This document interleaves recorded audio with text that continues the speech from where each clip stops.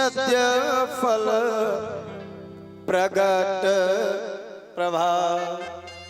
कथा यदि अलौकिक हो जाए महाराज तो 4 प्रकार के फल तुरंत प्राप्त हो जाते हैं। कौन कौन से फल?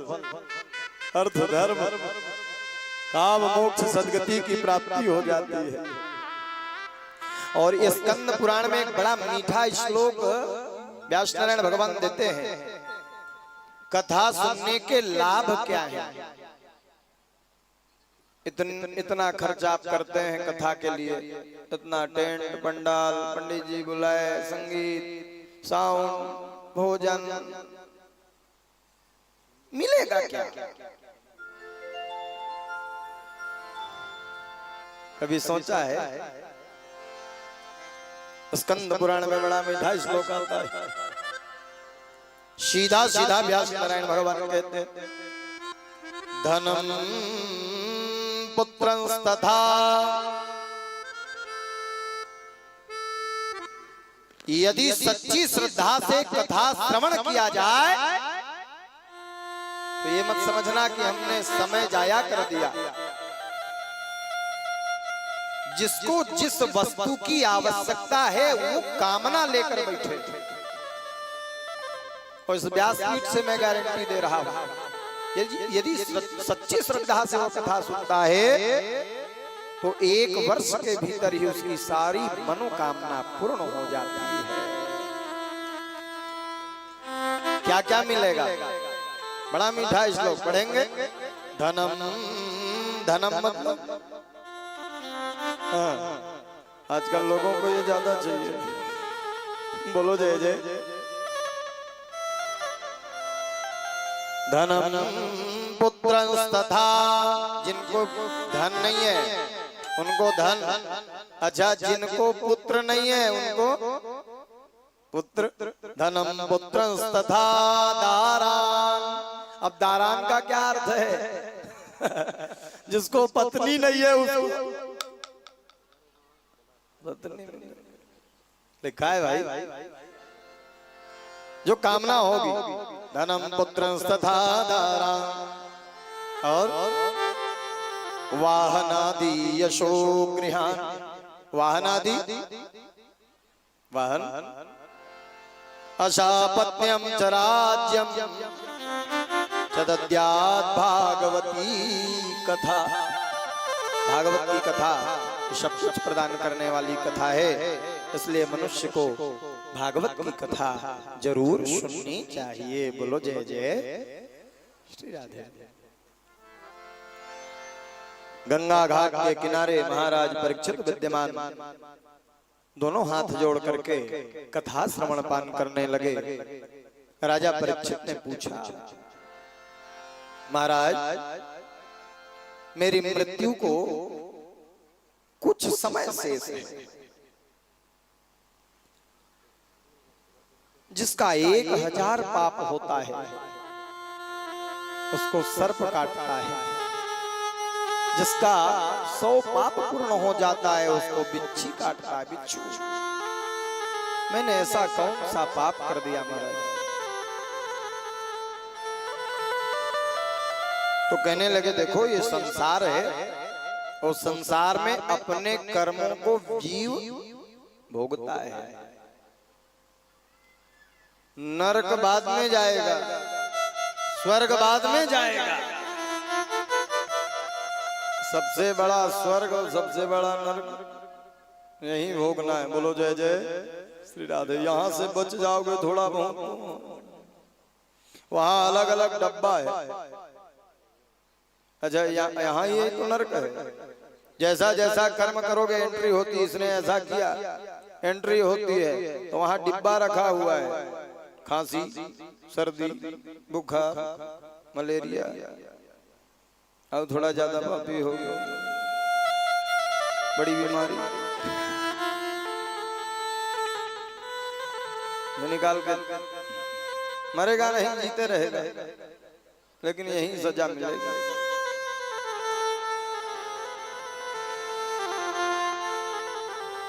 राजा परीक्षित पूछने लगे, मेरे धन का क्या होगा, मेरे परिवार का क्या होगा?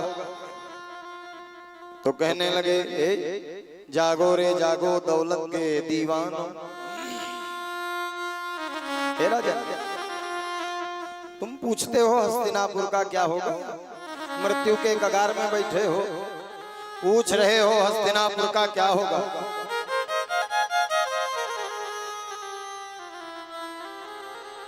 धन से सब कुछ मिलने वाला नहीं है, पैसा से सब कुछ खरीदा नहीं जा सकता। हमारे परम पूज्य गुरुदेव भगवान बड़ी मीठी कविता कहते थे, जागो रे जागो दौलत के दीवानो, जागो रे जागो दौलत लड़का दे सकती है पर पुत्र दिलाना मुश्किल है। लड़का और पुत्र में अंतर है। दौलत लड़का दे सकती है पर पुत्र दिलाना मुश्किल है। दौलत नौकर दे सकती है पर सेवक पाना मुश्किल है। नौकर और सेवक में अंतर है। और दौलत औरत दे सकती है, पत्नी नहीं दिला सकती। शब्दों में ध्यान दीजिएगा। दौलत औरत दे सकती है, पत्नी नहीं दिला सकती। अब पलंग सिरहाना दौलत दे पर नींद नहीं दिला सकती। ए भैया, नींद खरीद लोगे क्या? खूब पैसा वाले हो, टल्लफ का गद्दा खरीद लोगे, बड़ा बेड खरीद लोगे, एसी कूलर खरीद लोगे, लेकिन प्यारे नींद खरीद लोगे क्या? अच्छा, यहाँ कहीं देवकोट में मिलता होगा, पलारी में, सनौत में, तो हमारे लिए जाने के समय नींद कहीं बिकता होगा तो हमारे लिए भैया 1-1.5 लाख रुपया का नींद हम दे देंगे, पैसा जोड़वा देना। पैसे में नींद संभव नहीं। इसलिए जागो रे जागो दौलत के दीवानो। दौलत से बादाम मिलेंगे, ताकत ना मिल पाएगी। वो सुख दिलाएगी दौलत, शांति नहीं दिलाएगी। धन से पाउडर सुर्खी ले लो, धन से पाउडर सुर्खी ले लो, सुंदरता ना पाओगे। अब बाजे ले लो, दौलत से तुम कर्ण कहां से पाओगे। खूब बड़ा बड़ा बाजा है, खूब सुंदर बड़ा बड़ा डीजे है, हारमोनियम तबला सब है, और कहीं कान नहीं है तो सब बेकार है। बाजे ले लो, दौलत से तुम कर्ण कहां से पाओगे। इसलिए प्यारे सुखदेव भगवान कहते हैं, राजन धन की चिंता छोड़ो, जन की चिंता छोड़ो। भगवान जो चाहते हैं वही होता है। वो स्वामी तुलसीदास जी महाराज बड़ी मीठी चौपाई लिखते हैं, होई है वही जो राम रचिरा खा। होई है वही जो राम रचिरा खा। होई है वही जो राम रचिरा खा। होई है वही जो राम रचिरा खा। तो कर तरक बढ़ावा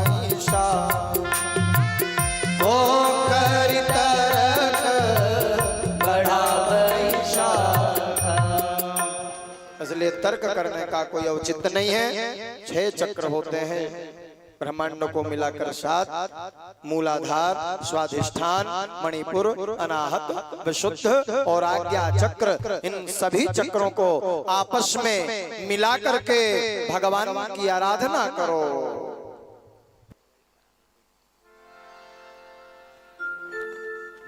कहने लगे महाराज, ऐसी कोई कथा मैं सुनना चाहता हूं जिसको सुन करके मनुष्य के सारे पाप नष्ट हो जाए। ऐसी कोई कथा सुना दो। तो सुखदेव भगवान बड़ी मीठी कथा बताते हैं। बड़ा मीठा श्लोक मिलता है भागवत में। आसीद गिरिवरो राजन, आसीद गिरिवरो राजन स्त्रीकूट इति विश्रुतः, छोरो देनावृतः श्रीमान योजनायुतं निक्षितः। ऐसे गजेंद्र परिवार में हूं मैं, और आज गजेंद्र की कथा होगी। गजेंद्र का क्या अर्थ है? जोर से बोलो। अच्छा, हाथी कौन है जानते हो? जिससे शेर भी डरता है। हाँ? वो शेर अगल बगल भटकता नहीं। हालांकि जंगल का राजा है सिंह, लेकिन हाथी के सामने चलता नहीं है, चुप्पा ही निकल लेता है। एक त्रिकूट नाम का पर्वत है, और त्रिकूट नाम के पर्वत में ये जो पर्वत है समुद्र से घिरा हुआ एक टापू है। बड़े ध्यान से सुनना। उस टापू में, ये छोटा मोटा टापू नहीं है, 10,000 योजन लंबा, 10,000 योजन चौड़ा, उतना ही ऊंचा है। वो वहां एक हाथी रहता है, गजेंद्र। उस हाथी की 100 पत्नियां हैं। कितनी? जोर से बोलिए मां। 100 पत्नियां। अच्छा, इतने में नहीं, पत्नी 100 है तो एक पत्नी से 10-10 बच्चे हुए। कितने? 10। अब कल्पना करिए कितना रहा होगा, हिसाब लगाइए। नाती पंक्ति संति खंती गैंती रापा कुदारा छुआ झाझा पाला। झाझा पाला समझते हो? किसको कहते हैं? जिस घर में मैं रहता हूँ, कल एक माता राम ये मान साहब मोर झाझा पाला है, ऐसा कह रही थी। नाती पंक्ति संति झाझा पाला। अब हिसाब लगाइए, 1000, 1500, 2000 हाथी हैं त्रिकूट पर्वत में। अच्छा देखिए, गांव में कहीं 8-10 परिवार हो जाए, अच्छा कहीं 10 भाई हो जाते हैं, तो इसे लोग हमारा कौन का करेगा 10 भाई, थोड़ा बढ़ जाता है। 10 भैया खाप, 5 भैया खाप, ऐसा चलता है। जिनका परिवार ही 1000 हो, जिसका स्वयं का बालक 1000 हो, उसको कितना रहा होगा? जहां जावे मैं।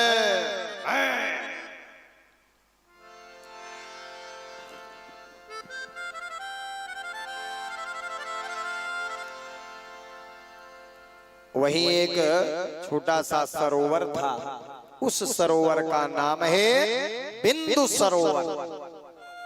उस बिंदु सरोवर में स्नान करने जाता था। अकेले नहीं जाता था, पत्नियों को ले जाता, बच्चों को ले जाता। अच्छा देखिए, नहाने जा रहा है वहां तक तो ठीक है, लेकिन केवल नहाता नहीं था। धमक धमक जाता हाथी, धमक धमक आता हाथी, जब पानी में जाता हाथी भर भर सुन। अपनी पत्नियों को स्नान कराता, बच्चों को स्नान कराता, सूंड में पानी स्नान कराता। इससे छोटे छोटे जितने वहां मछलियां होती थी, जितने मेंढक होते थे, वो सब पांव के नीचे दब जाते थे, मर जाते थे।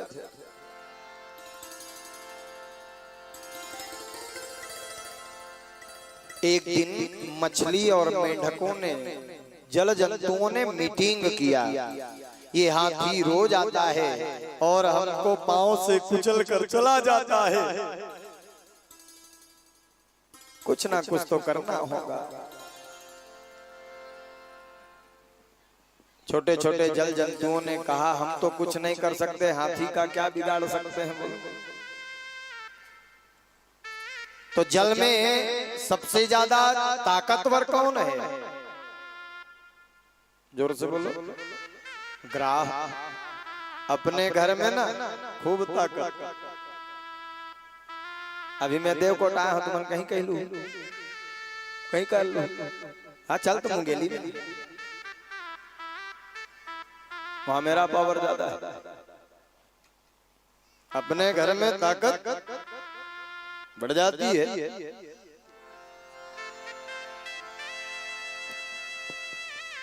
और बड़ी मीठी कथा है। हम सब गजेंद्र की तरह ही तो हैं, जितने हैं सब गजेंद्र की तरह। गर्व में किसी को पद का घमंड, किसी को अपने यौवन का घमंड, लेकिन एक चीज सबको पकड़ा है। कौन जानता है? जानते हो? ग्राह पकड़ा है कि नहीं? सबको ग्राह पकड़ा है। वो कहता है ना, मैं ऐसा कर देता मगर बात वहीं अटक जाती है। मगर मैं ऐसा कर सकता था, मगर ये मगर जो है सबको पकड़ा हुआ है।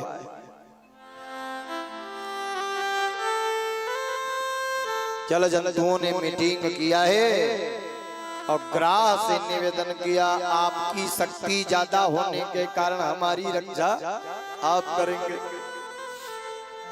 योजना पारित हुई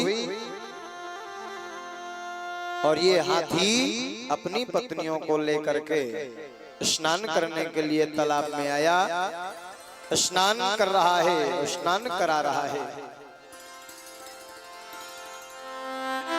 मेरा निवेदन है, किसी के घर जाओ, किसी के गांव जाओ तो उस गांव में ढंग ढौर से रहना। किसी के घर में जा रहे हो तो ढंग से रहना। तालाब भी किसी का घर है, किसी का मकान है। तालाब में कौन रहते हैं? मछलियां रहती हैं, उनका मकान है। मेंढक रहते हैं, उनका मकान है। अभी जैसे मैं देवकोट आया हूं और किसी सज्जन ने हमको मकान दिया है। किनके यहाँ रहते हैं हम? सिन्हा जी है ना। अब बेचारा मोल एक ठन कमरा दे दे, किसे भीतियाल फोड़ डरो का दे दे। किसी के घर में जा रहे हो तो ढंग से रहना।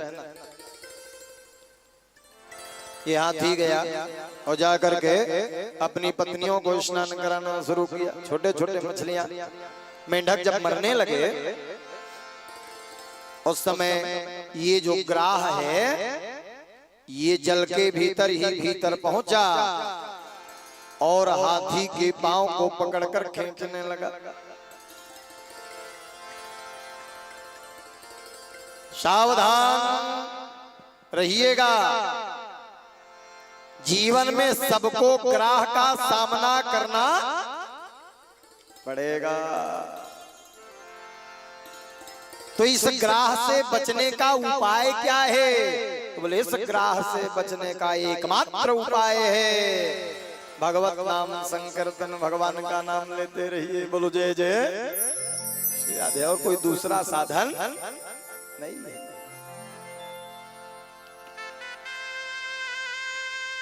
हाथी पहुंचा, स्नान कराने लगा और ग्राह पांव को पकड़कर खींचने लगा। इस हाथी में 10,000 हाथियों का बल अकेले था। ताकत लगाया, मैं हार नहीं सकता। ताकत लगाया, परिश्रम किया। किसी को चिल्लाया नहीं। अच्छा, एक बड़ी मीठी बात, हाथी कितने हैं? जोर से बोलिएगा। 1000। और ग्राह कितना है? अकेला। एक ग्राह और हाथी। तो मैं तुम्हार मानकर पूछा था मां, वाह कर पूछी लहर कैसे तीर्थी तनी तीराती खिंचा जाती। लेकिन 100 पत्नियां, 10-10 बच्चे, यह बूढ़ा थे निवाचे मरने वाला है। देखी पत्नियां अपने अपने बच्चों को लेकर 9-2-11, इसी का नाम संसार है। इस संसार में कोई किसी का नहीं है।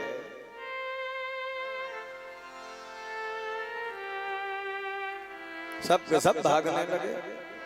गजेंद्र सोचने लगा, कश्य माता पिता कश्य, कौन माता कौन पिता कौन भाई, कश्य भार्या सहोदरा कौन पत्नी। जब तक के ये है तब तक सब अपने हैं। अच्छा, जिसके पास ये नहीं है ना तो सगा परिवार चला जाता है। धन सोच रहा है, देख रहे हो सबके सब भाग रहे हैं। कश्य माता पिता कश्य, कश्य भार्या सहोदरा, कालीन संबंध का कश्य परिवेदना।